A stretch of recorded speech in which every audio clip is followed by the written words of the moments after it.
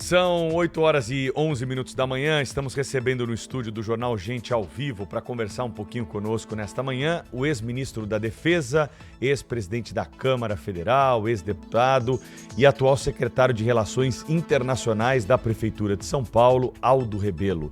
Seja muito bem-vindo, ministro. Um prazer recebê-lo aqui na Rádio Bandeirantes e no Band News TV mais uma vez. Bom dia, Pedro. Bom dia aos nossos ouvintes, internautas. Já adianto o meu bom dia ao querido Cláudio Humberto. E uma alegria comparecer aqui nesta segunda-feira de carnaval. Ministro, na semana passada nós tivemos uma operação da Polícia Federal que desvendou um plano de um golpe de Estado, pelo menos isso que a polícia e o Ministério Público Federal relataram ao Supremo Tribunal Federal, e essa investigação continua. Isso, claro, ganhou os holofotes pela gravidade da ameaça à democracia brasileira. O senhor, como ex-ministro da Defesa, acompanha de que forma essas informações e acredita que a democracia brasileira balançou ao longo dos últimos anos? Não acredito que a democracia tenha sido ameaçada.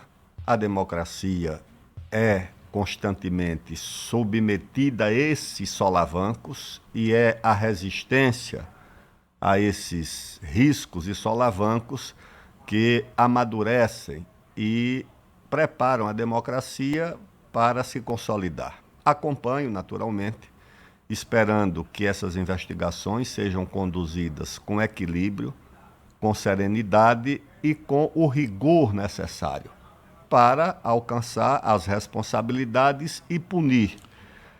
Mas é preciso que, nesses momentos, a temperança, o equilíbrio e a serenidade estejam presentes para evitar exatamente o que já aconteceu no Brasil. Investiga-se, pune-se e depois se chega à conclusão, como chegou o próprio Supremo Tribunal Federal, que é preciso anular investigações, anular penas ou porque o processo foi conduzido com vício, como foi o caso do próprio processo do presidente Lula. Então, nesse caso, o mais grave é que não há instância de recurso, porque o processo, a investigação e o julgamento já são conduzidos pela última instância, que é o Supremo Tribunal Federal. No caso do presidente Lula e dos demais investigados no escândalo lá do Petrolão, houve o recurso porque a condenação e a investigação foi na primeira instância, no primeiro grau. Aí recorreu-se e o Supremo terminou revogando prisões, anulando investigações, sentenças, etc. Então é preciso, com base inclusive nesse precedente, que haja a serenidade, o cuidado nas investigações para que a justiça seja feita com rigor, mas sem erros que prejudiquem, ou seja, os investigados, ou seja, o próprio processo judicial. Ministro, muito bem-vindo, bom dia aqui, bem-vindo ao nosso programa mais uma vez, é uma satisfação imensa, viu, meu amigo? Mas olha, eu queria saber assim, antes da gente continuar na conversa sobre política e sobre sobre esses problemas todos que o Brasil vem enfrentando, eu queria saber se Aldo Rebelo é um fulião daqueles natos mesmo, né? Ou é como eu, um mestre-sala, aquele que acompanha o carnaval do sofá? O prezado Cláudio Humberto, a minha passarela vai da sala para a cozinha e da cozinha para o quarto. Eu acompanho no máximo pela televisão. Torço muito pelo desfile, pelas escolas, torci no caso da Beija-Flor, que teve como samba-enredo a nossa querida Maceió, torci aqui em São Paulo também, mas acompanho de casa, Cláudio. Já não sou um fulião de rua, sou um fulião de casa.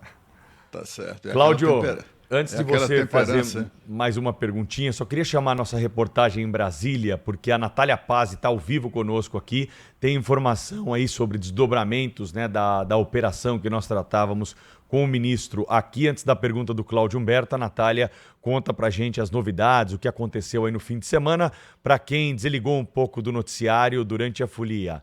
Tudo bem, Natália Pazzi? Bom dia para você. Oi, Pedro. Excelente segunda-feira de carnaval a vocês, a todo mundo que está na nossa companhia aqui na Rádio Bandeirantes, no Band News TV.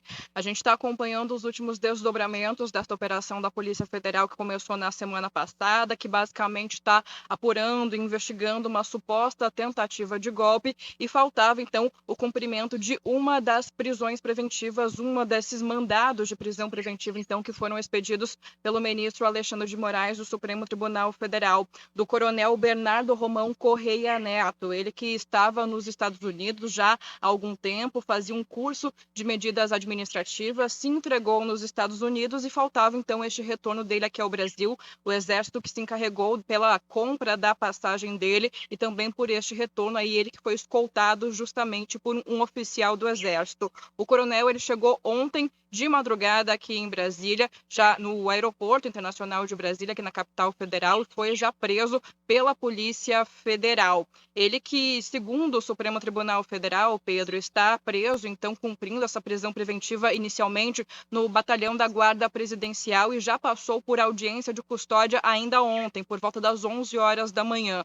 Só que essa audiência, de acordo com o STF, foi apenas com um juiz. Então ainda caberá ao ministro Alexandre de Moraes tomar uma decisão em relação a uma possível soltura dele ou pela manutenção desta prisão preventiva agora. Então não tem ainda uma data para isso acontecer, mas falta então essa análise por parte de Alexandre de Moraes em relação a essa audiência que ontem aconteceu apenas perante um juiz e não aí perante o Supremo Tribunal Federal, de acordo com o Supremo Tribunal Federal. Então falta essa decisão, essa análise ainda de Moraes. A gente lembra, Pedro, que ele foi alvo, justamente um dos alvos desta operação na semana passada, e agora ele teve os passaportes apreendidos e também um celular apreendido. Ele é investigado aí nesta operação da Polícia Federal, que foi autorizada pelo Supremo Tribunal Federal, de convocar reuniões com militares das Forças Especiais para que esses militares, de acordo então com documentos do Supremo Tribunal Federal e toda a análise que foi feita pela Polícia Federal que a gente teve acesso na semana passada,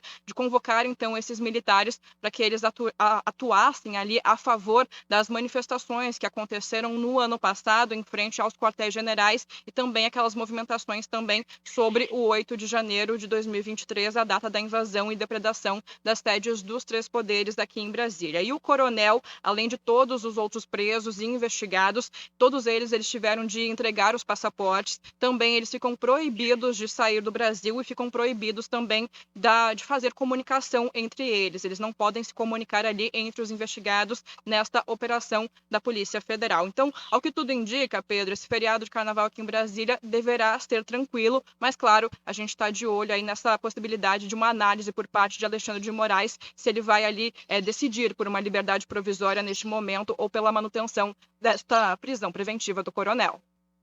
Obrigado à repórter Natália Paz, e o Cláudio Humberto está em Brasília também acompanhando, né, essas movimentações aí. Estamos recebendo hoje aqui no Jornal Gente, Cláudio, o ex-ministro da Defesa, Aldo Rebelo, para conversar conosco sobre estas questões ligadas ao histórico recente do Brasil e essa operação, Cláudio. Então, eu gostaria de saber aqui, a gente obter a reflexão do ex-ministro da Defesa, Aldo Rebelo, que também foi ministro das Relações Institucionais, foi presidente da Câmara dos Deputados, né? Tem uma história impressionante, uma história política impressionante. Queria saber o seguinte, eu ouvi esses dias de um veterano político brasileiro, hoje fora de combate, a seguinte afirmação. Ele disse que dos últimos anos, nesses últimos anos, né, houve uma reconfiguração não escrita dos poderes no Brasil. Ele dizendo o seguinte, aquela coisa que está na Constituição, de poderes harmônicos, independentes, isso é balela. Isso virou, segundo ele, essa pessoa, isso virou letra morta, né? E que o poder hoje é exercido, a figura mais poderosa do país é o ministro Alexandre de Moraes, o segundo poder está no colegiado do Supremo Tribunal Federal, digamos assim, e aí depois vem a Câmara, depois o Senado e etc. Você concorda com isso? Quer dizer, há ali um exercício de poder, deputado Aldo Rebelo, ministro, há ali um exercício de poder que extrapola o que está previsto na Constituição? O que há, Cláudio, sem dúvida, é que o equilíbrio, a harmonia na coexistência entre os poderes foi completamente rompida. E não é de hoje.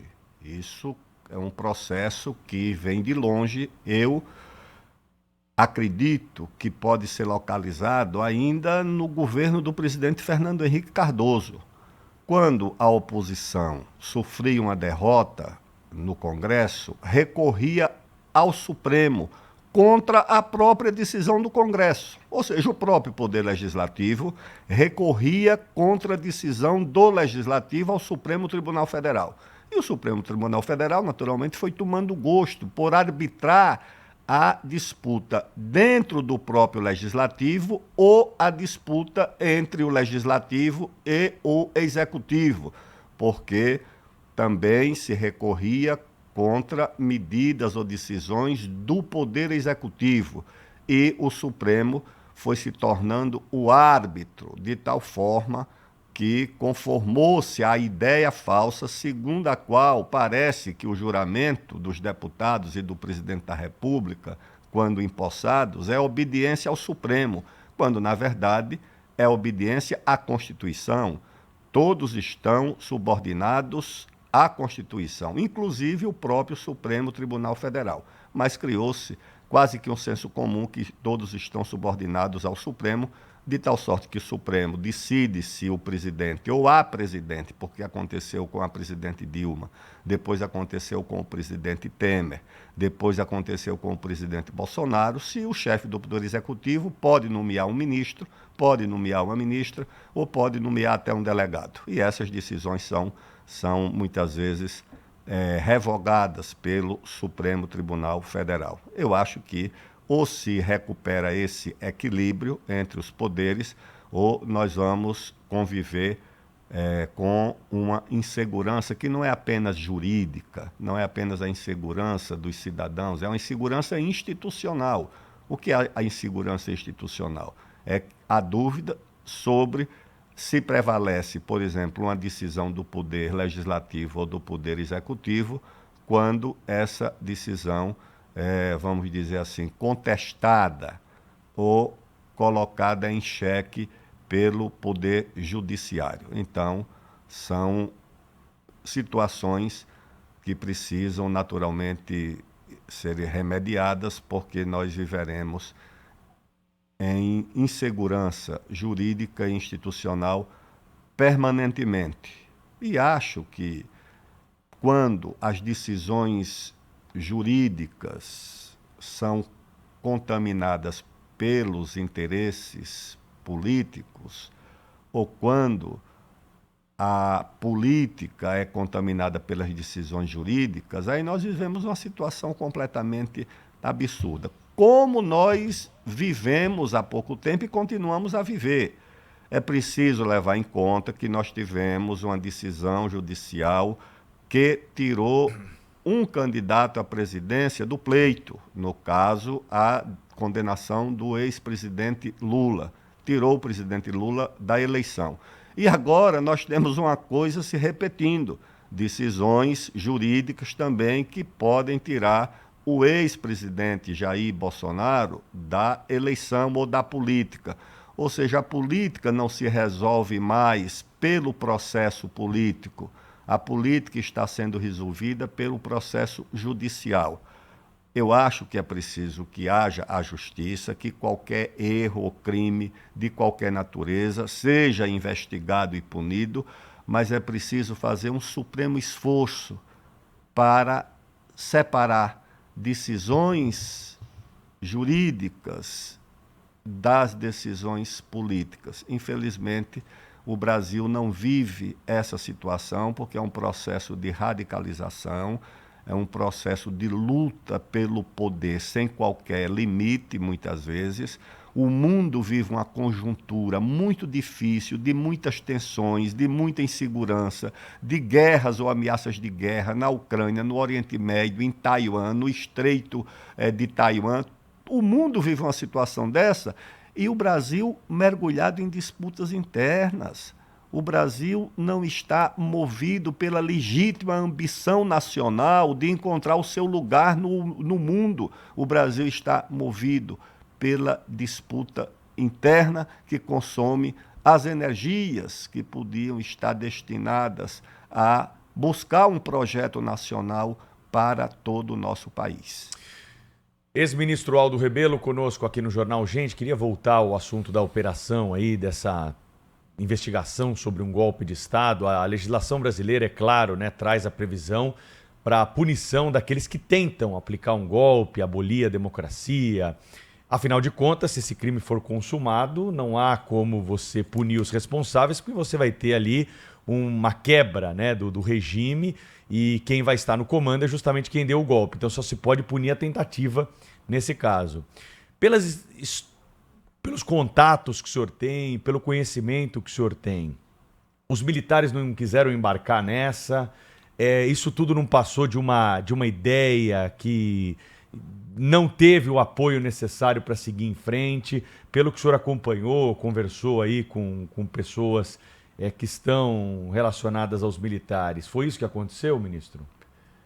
Eu sempre sustentei a tese segundo a qual não haveria respaldo das instituições militares para qualquer tipo de aventura no Brasil que rompesse a ordem constitucional. Mas havia simpatia de indivíduos dentro das Forças Armadas, indivíduos dentro do jornalismo, indivíduos dentro do sistema jurídico, não representam propriamente essas instituições. Eu falo das instituições. E lembro aqui o episódio quando um ministro da Defesa e 3 comandantes militares foram afastados por motivos que permanecem até hoje quase que na sombra, mas eu avalio que provavelmente haveria resistência das instituições militares a qualquer tipo de movimento que rompessem a ordem constitucional. No entanto, a narrativa e o esforço que se faz em setores do próprio governo é no sentido de incriminar as instituições militares como golpistas. E isso é um mal muito grande. Por que é um mal muito grande? Porque são instituições necessárias à construção do país, foram protagonistas da construção do Brasil, são instituições que hoje, no mundo, cumprem o papel essencial de proteger a segurança das nações, a defesa das nações, e o Brasil não pode prescindir dessas instituições. Então, o que nós podemos afirmar, Pedro, é que responsabilidades individuais sejam apuradas, responsabilidades individuais sejam punidas, mas que as instituições não paguem o preço que não devem pagar por erro de um ou de outro de seus integrantes. Ministro, esses vídeos que foram divulgados na semana passada, etc., aliás, foi até uma coisa muito curiosa, porque foram autorizados, foi quebrado o sigilo do vídeo da reunião do ex-presidente Jair Bolsonaro com seus ministros e tal, porque o ministro Alexandre de Moraes, na decisão, ele manifesta seu inconformismo com a publicação parcial ou editada dos vídeos nos veículos de comunicação. É curioso porque a gente vê ali um viés jornalístico, né, no ministro. O ministro parece que gosta do mistério, né, ou da atividade de editar imagens, né, é uma coisa muito curiosa. Mas, de qualquer maneira, o que eu queria saber é o seguinte, sabe, o ministro, é que, sem dúvida, aqueles vídeos, como eu estava dizendo, eles revelaram, no mínimo, que o governo cogitou não se sabe exatamente como aquilo seria procedido ou promovido, mas algo que se assemelha a um golpe de Estado, né? Cogitou em meados do ano eleitoral de 2022. Cogitou, mas não consumou. E aí o que a gente vê é todo mundo já sentenciando a tentativa de golpe. Com o seu conhecimento também jurídico e com a sua experiência política e tal, não acha um pouco forçada essa versão? Ou não? Ou houve mesmo uma tentativa de golpe e isso tem que ser punido com o rigor que a lei prevê? Cláudio Humberto, você imaginar que uma tentativa de golpe é preparada numa reunião ministerial quase que com transmissão pública, porque foi gravada. E se foi gravada, naturalmente, terminaria sendo de conhecimento público como foi. Então, você não pode atribuir nenhum tipo de seriedade à preparação de um golpe da forma como foi feita neste caso. A experiência que nós conhecemos é que golpes militares envolvem operações secretas, reservadas, atores e protagonistas relevantes do governo e fora do governo, institucionais como governadores de estado, partidos políticos, embaixadas influentes, o poder econômico, a hierarquia militar, instituições como a igreja, no caso a CNBB, que apoiou o golpe, pediu em manifesto o golpe em 64. Nós não tivemos esses elementos no presente momento. Nós tivemos ali naquela reunião a intenção, o gesto, projetos e iniciativas que não se consumaram, e não se consumaram, na minha opinião, porque não tinha respaldo institucional, não tinha apoio diplomático, não tinha apoio político, não tinha apoio institucional, não tinha apoio social, não tinha apoio da mídia, da imprensa. Em 64, nós tivemos os grandes veículos, os grandes editorialistas. Não foi o submundo da mídia, nós tínhamos um Antônio Calado, um Carlos Heitor Coni, um Alberto Dines, escrevendo a 6 mãos os editoriais pedindo o golpe. Nós não tivemos essa situação se reproduzindo nesse episódio. Portanto, eu acho que cabe a investigação, a apuração, a responsabilização, a punição sem pré-julgamento, porque nós tivemos um pré-julgamento recente que foi anulado. Nós tivemos processos que foram invalidados por erros, por vícios, porque estavam também contaminados por interesses políticos. Se nós não queremos que isso se reproduza com outros atores, porque se reproduziram com o presidente Lula e os seus aliados, se nós não quisermos que se reproduza com os atuais acusados, eu acho que é preciso que se conduza isso tudo com rigor, mas também com prudência, com cautela e com equilíbrio, para que nós não tenhamos, mais uma vez, a política contaminada por decisões jurídicas ou decisões jurídicas movidas por interesses políticos. São 8h34. O ex-ministro da Defesa, ex-presidente da Câmara Federal, o político Aldo Rebelo, está conosco hoje aqui no Jornal Gente, conversando sobre assuntos importantes do momento.